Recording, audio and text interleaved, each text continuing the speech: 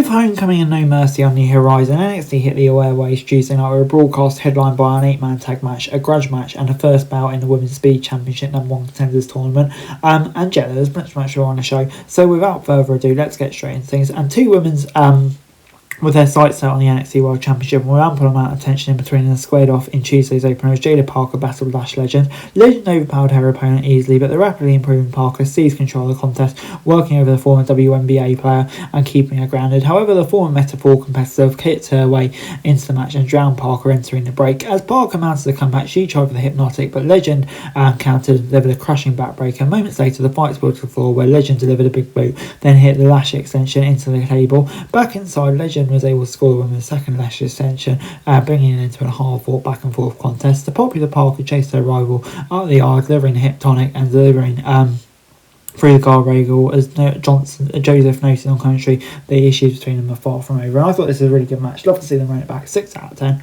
Before, after losing his #1 Contenders opportunity, Javon Evans hit the ring to address the fans. He fought for his emotion and discussed the toll of his confidence before an Undertaker tease turned out to be the arrival of Josh Briggs, much to the dismay of me and the Performance Centre.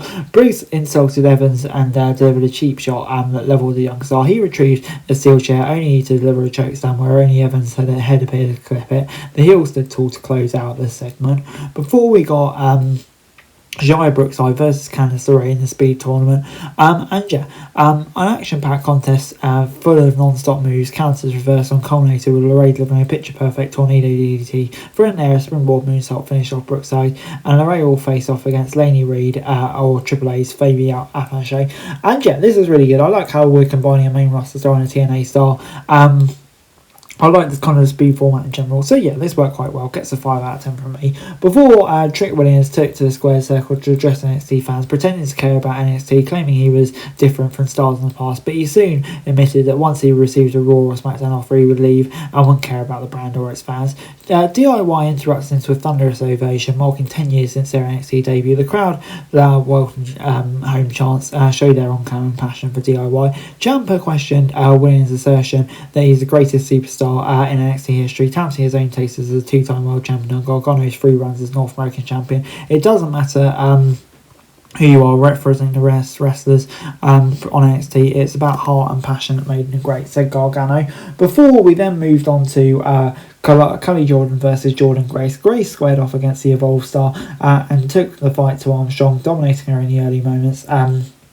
While the young star managed to come back, the Juggernaut drove her to the mat and scored the win. After the match, Monroe appeared to get Grace her shots in, bloodying her rival's mouth as security kept them apart. I thought this worked well, got Grace a win and continued that feud. I think a good showcase for Armstrong as well. So yeah, good stuff. Before we got Andre Chase versus Josh Briggs after a confrontation earlier in the night.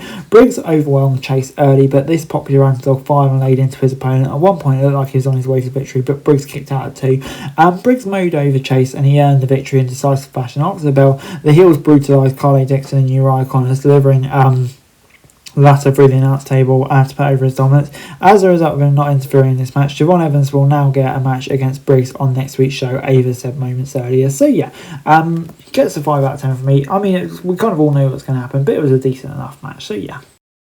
Obafemi, Ricky Saints and the former tag champs battled Dark States in an 8-man tag main event. The both faced off as Saints and Femi showed off ahead of their championship clash, but the heels seized control, working over Walker through the commercial and beyond. Ledger received the much needed hot tag from his partner, exploding into the match and wiping out anyone in his path, including Griffin and James at ringside with a top rope to the cedar.